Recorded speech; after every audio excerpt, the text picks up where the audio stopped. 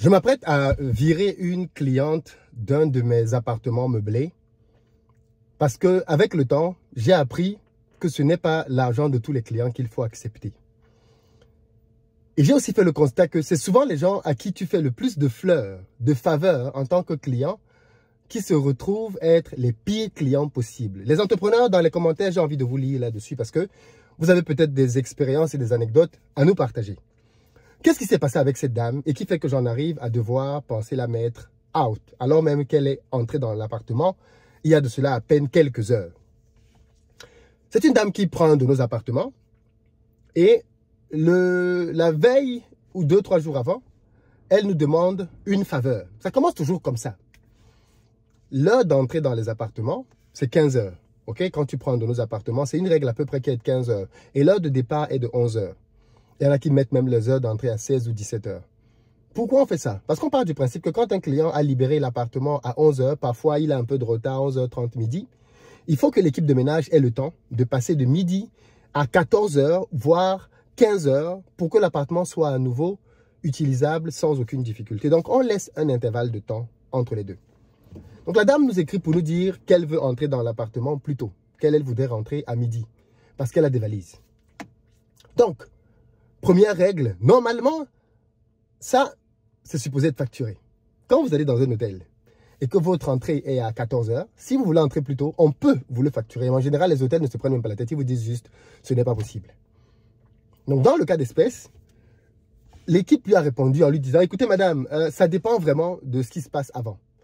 Si l'appartement est vide, parce que ça dit qu'on n'a pas de client avant, il n'y a pas de problème, on pourra vous intégrer à midi. Mais si l'appartement est pris, on ne pourra pas. Au pire, ce qu'on pourra faire, c'est peut-être de vous autoriser à déposer vos valises, comme ça vous êtes libre pendant que l'équipe de ménage travaille. Ça, je veux dire, c'est correct. Tu es en train de trouver une solution pour aider le client ou la cliente qui est à venir.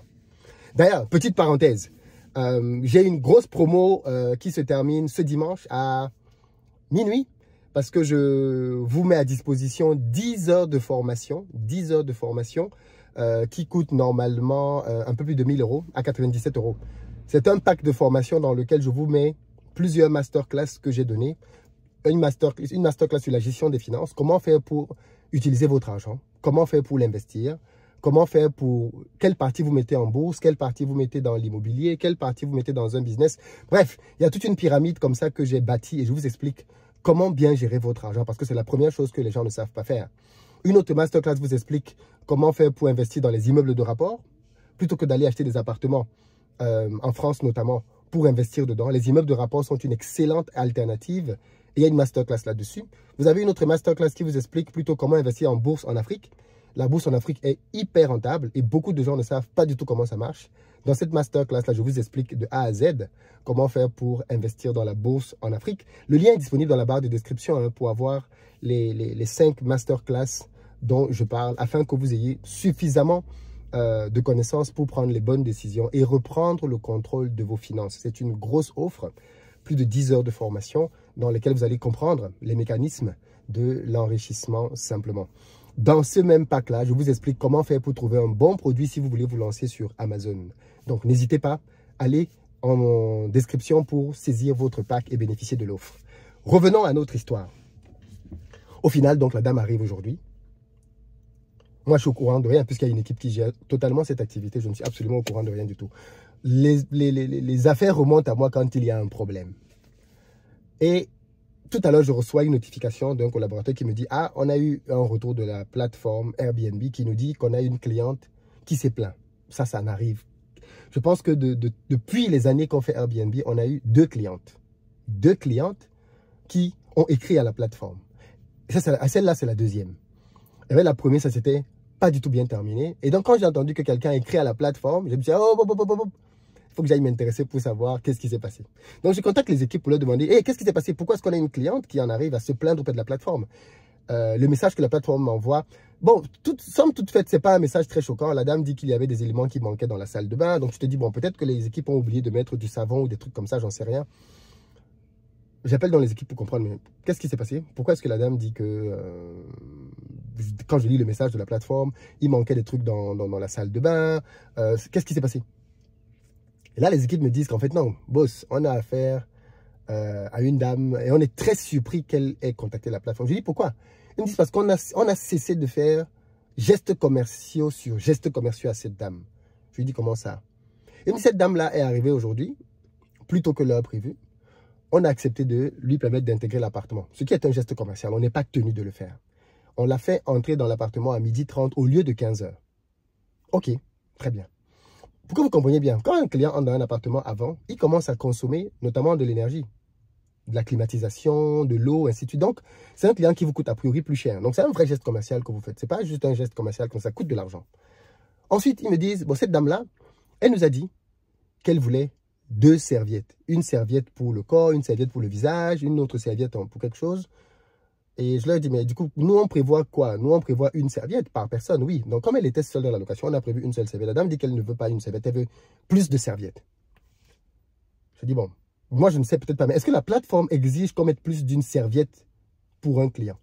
Ils me disent non, la plateforme demande une serviette. Donc, quand on met une serviette, on est en règle. C'est la dame qui veut plus qu'une serviette. Je me dis, bon, peut-être que la dame a l'habitude d'aller dans les hôtels. Et dans les hôtels, effectivement, on met plus d'une serviette. Le collègue me dit, mais c'est pas grave. Quand elle a dit ça, nous sommes allés tout de suite au supermarché et on a acheté des serviettes pour la dame. On lui a acheté des serviettes. Elle nous dit qu'elle veut, parce que nous, on a des torchons en coton. Elle dit qu'elle veut du sopalin. Elle ne veut pas de le coton, ainsi de suite. Donc, elle a mis un certain nombre d'exigences. Au niveau du savon, écoutez bien, hein, elle dit qu'elle ne veut pas le savon que nous, on a mis dans l'appartement, dans la douche. Elle veut un savon propre à elle. Enfin, elle veut un autre type de savon. Je dis, mais attendez, c'est une blague quand même. Je veux dire, si la dame se lave avec un savon particulier, c'est peut-être à elle de ramener son savon. Enfin, à quel moment, nous, on doit maintenant commencer à nous tracasser pour trouver un savon, ainsi de suite. Bref, quoi qu'il en soit. Ok, soit. Elle continue et dit maintenant que, du coup, ils vont chercher le savon, les éléments comme ça. Elle dit qu'elle veut manger. Du coup, ils prennent sur eux de l'accompagner. Juste qu'ils la prennent en voiture. Nous, on fait de la location de voiture. Donc, quand on fait entrer quelqu'un dans une voiture, c'est facturé. Eh bien non. Comme elle, c'était plein. On entre donc dans la logique de, ok, on va lui faire encore un geste commercial. Ok, très bien. Qu'est-ce qu'on fait donc à ce moment-là? Il n'y a pas de problème. On décide donc de permettre à la dame, on l'accompagne en voiture au restaurant pour qu'elle trouve un endroit où manger. Arrive au restaurant, elle dit que non, la nourriture qui est là-bas ne lui plaît pas. Les collègues l'amènent dans une boulangerie. Arrivé à la boulangerie, elle trouve son bonheur, apparemment, on la ramène. Et ils partent maintenant lui chercher un autre truc. Et pendant qu'ils sont en train de chercher ce truc-là, donc, elle écrit à la plateforme pour se plaindre. En disant que oui, quand elle est arrivée, elle a attendu, enfin, X, Y, Z ne s'est pas bien passé, ainsi de suite. J'ai dit, ok, d'accord. Il n'y a pas de problème. Si elle a déjà été dans la logique d'écrire à la plateforme, on va juste arrêter sa location, en fait. C'est tout. Je veux dire, ce genre de client, ça va mal se passer jusqu'à la fin. Ça, c'est par expérience.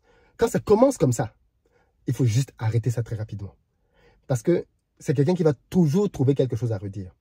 Elle va te dire peut-être que telle surface n'est pas très propre. Je veux dire, elle va te dire que, je sais pas, elle va te, il y a tout. Je veux dire, il y en a un appartement, tout ne peut pas être propre à 100%. Même dans un hôtel 5 étoiles, tout n'est pas propre à 100%, tout n'est pas parfait. Donc, si tu veux trouver des imperfections dans un appartement, tu vas en trouver. Ça, c'est sûr. Je veux dire, on a des appartements qui sont très bien notés sur la plateforme. On n'a jamais eu de problème pour dire que nos appartements sont ici. Mais si un client entre dans l'appartement avec l'objectif de trouver un défaut, il va trouver en dessous du lit, au-dessous d'une armoire, derrière une télévision.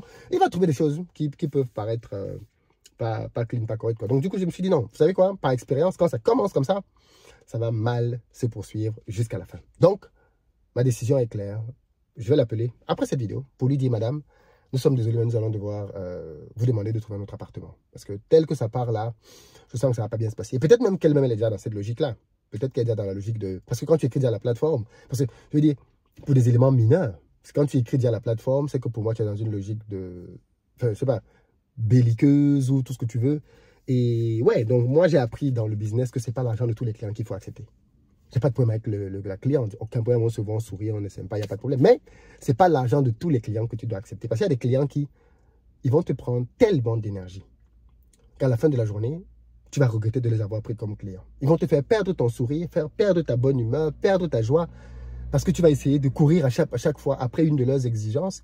Et à chaque fois, peu importe les efforts que tu feras, ce ne sera pas assez. Ce ne sera pas assez. Quel est votre retour d'expérience là-dessus? Qu'est-ce que vous auriez fait à ma place? Dans les commentaires, j'ai hâte de vous lire. Peace!